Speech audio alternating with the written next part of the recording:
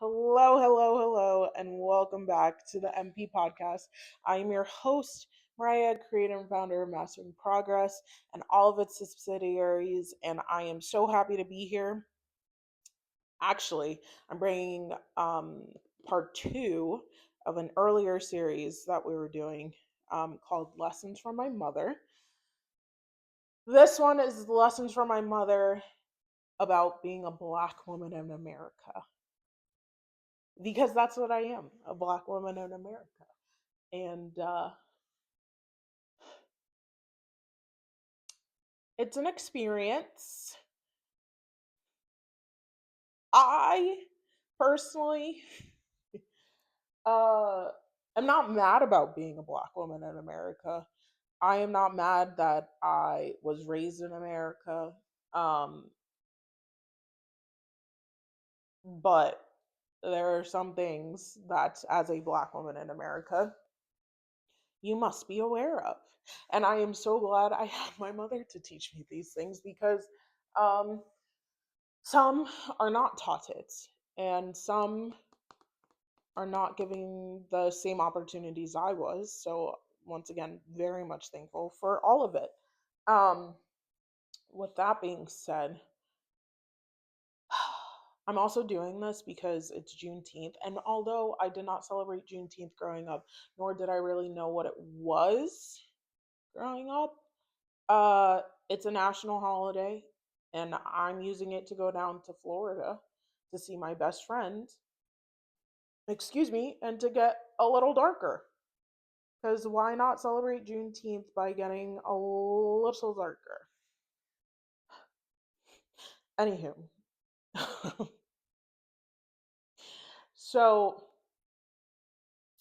my mother, we love her. We do. She really is.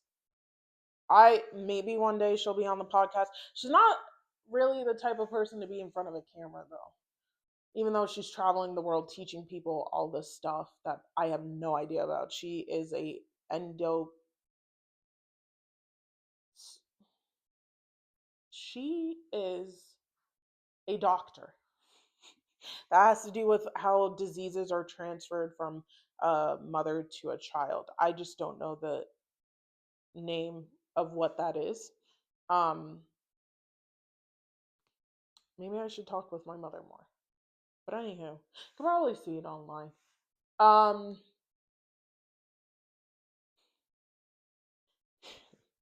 my mother taught me many, many lessons though.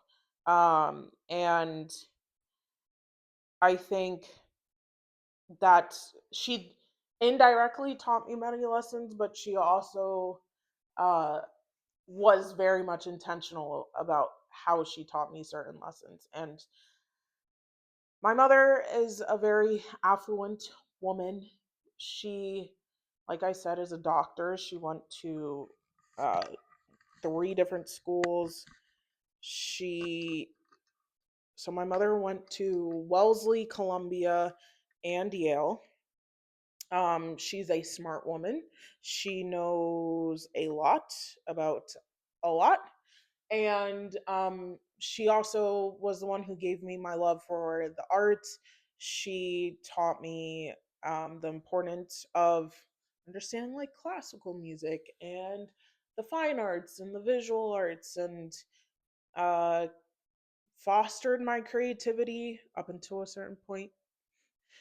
Um, and I thank her for that because now I am able to be creative in so many different ways. But like I said, she's a black woman. I'm a black woman. Um, my mother was born in America, so she's very much an American through and through. And I was raised by because my wonderful aunts and my grandma, all strong, beautiful black women, and I think I just was I feel lucky to have been raised by such elegant, graceful, poised Black women who were all successful in their own fields, who knew the strength and the beauty that they held. And now I get to carry that on. No, I'm joking. But I get to carry that on in that strength, and maybe one day through a daughter. I'm not sure if I want a daughter though, cuz like I feel like I just that's a lot of work. I was a lot of work. So like I don't know. I don't know what I put my mother through. And that was not easy. So I'm not sure I have the strength to deal with that. But we'll see. um Back to the lessons my mother taught me. One of the very important lessons is as a black woman in America, you have to work 3 times as hard as your counterparts because one, you're a woman, so you already have to work harder. Two, because you're black. And so that's double jeopardy for you. We really, I didn't necessarily notice it though until I came here to Boston that it is very true. But that was just because I came here for college. I didn't really have to deal with it in middle school and high school. I went to pretty, I mean, it was mostly white kids in my schools. That's all I really knew. Um, and so I don't think I noticed the like microaggressions and racism and stuff. I don't think it was ever really obvious to me. And especially because we were kids. So like I genuinely don't think the areas I grew up in had a lot of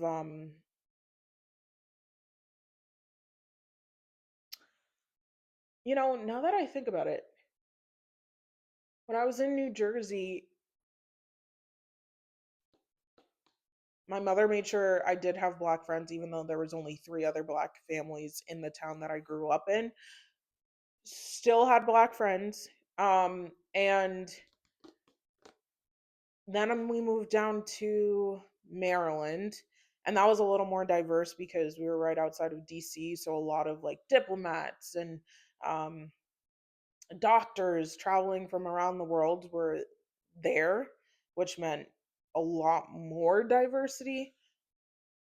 But I don't think I really started having experiences of my own with racism until like I guess senior year of high school, junior year of high school, and then really when I came to Boston. Unfortunately, Boston hit the nail right on the head, and within 3 days of coming to Boston, I had my first outright racist moment. Like, and I couldn't even believe that it was happening. But unfortunately, what they say about Boston came true. And my uncle always says he doesn't like to come to Boston because they're racist. And they proved him right within 3 days of me moving up here. But it has continuously shown me how great the city is, not the racism, but rather there is growth here. We have some ways to go, but it has shown me what my mother meant when she said that we have to work 3 times harder because I'm experiencing that I need to work 3 times harder at my job right now to get the same respect because it seems as though I am realizing this is upside down.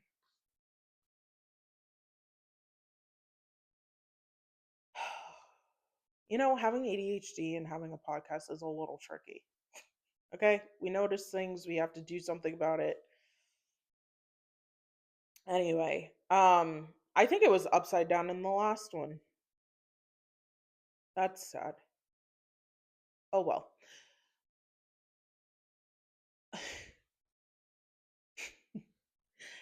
Um, but I am realizing that now in the corporate fields, I do have to work harder than others to be taken the same amount of seriousness. And I don't mind. I was raised to work hard. I was raised to have a work ethic, unlike some people. And I am very much happy that I have a work ethic because otherwise, none of this would be happening. So, having to work three times as hard has taught me how to build something from the ground up by myself and be okay with having to put in those extra hours. And I think it gives me kind of a little bit of a leverage over a lot of people my age, which is not a bad thing. I'm not complaining. That is for sure. Um, I also think that one of the ways my mom indirectly showed me about being a black woman is that, and like I said, my grandma, my aunts represented this. Being a black woman, there is a certain mold and kind of casting they put you into. Let me just say this. I was not raised by a woman who fit that casting whatsoever. We no, the stereotypical black woman was not around me growing up. Stereotypical. When I say elegance, poise, grace, love, knew how to be, they were all funny in their own way, very funny in their own way, but so graceful and so like astute that, I mean, that's what I knew a black woman as. I didn't see many examples of the stereotypical black woman growing up, and I thank my mother for that. She showed me, you know, scientists and ballerinas and showed me that there was so much more to a black woman than what the world would like to put her into in her box, and also that it was okay to not be the stereotypical black woman. I This brings up the statement of, "Oh my gosh, you act so white." What in the world is that supposed to mean? I act white because what? I'm not talking uh I don't even know what they talk. I'm acting white because I articulate my words and I speak directly and I have an education and because I love classical music and I love going to museums to see paintings and go cry. That makes me white and I shouldn't act that way because my skin color is black. You're funny. I was taught just because I have this skin color does not mean I can't have access to everything else. My lovely white friends do. That sounded sarcastic, but I'm being dead serious. Like, I don't know. I don't know. It still baffles me every time.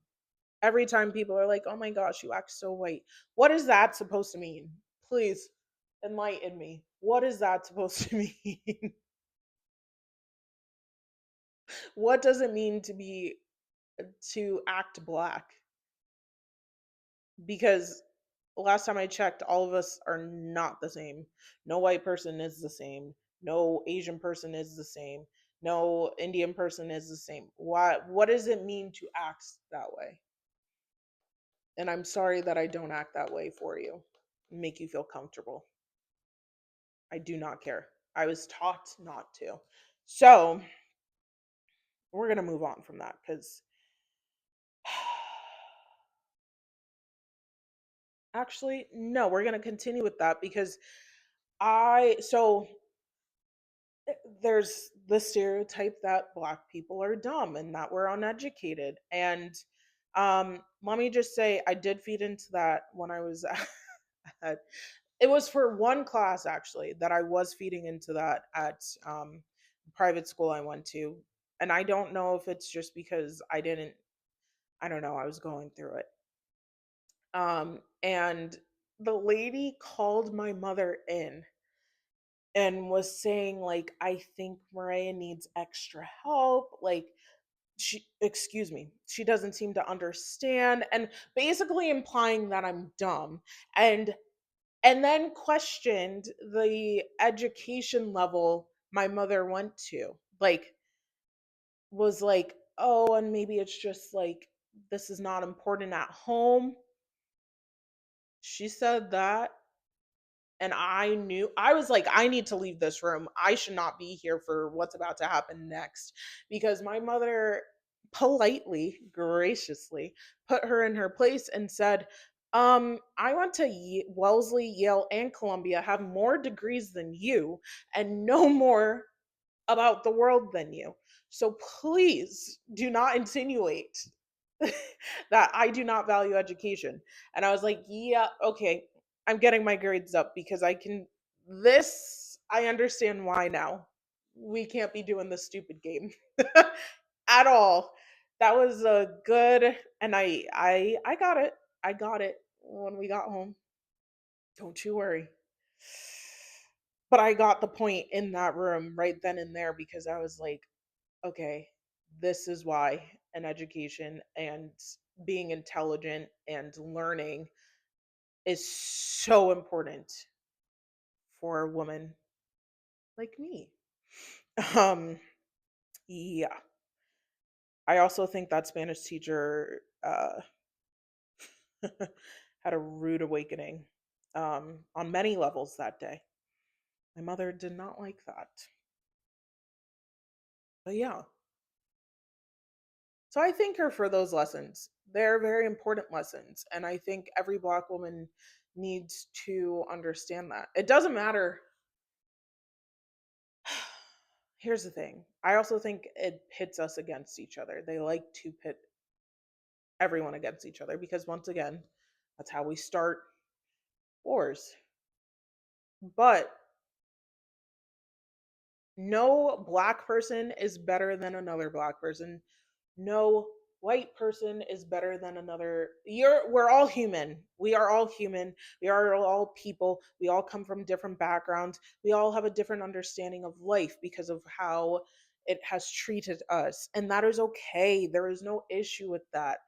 I think it is so important, though, to understand that no matter what background you come from and what you look like, to hold yourself to a certain standard because the world is going to. And if you don't, it's going to chew you up. So don't let that happen. And be proud of who you are. No matter what your walk of life is. Be proud of who you are and hold yourself high because you're that. I can't curse. Mm, because you're amazing. You are that person. And that is all for today. So I hope every Black woman or girl knows that they are so powerful, they are so beautiful, and they are filled with something, so much strength that it's incredible to watch. And I can't wait to see all of us thrive. I hope you all have a great week.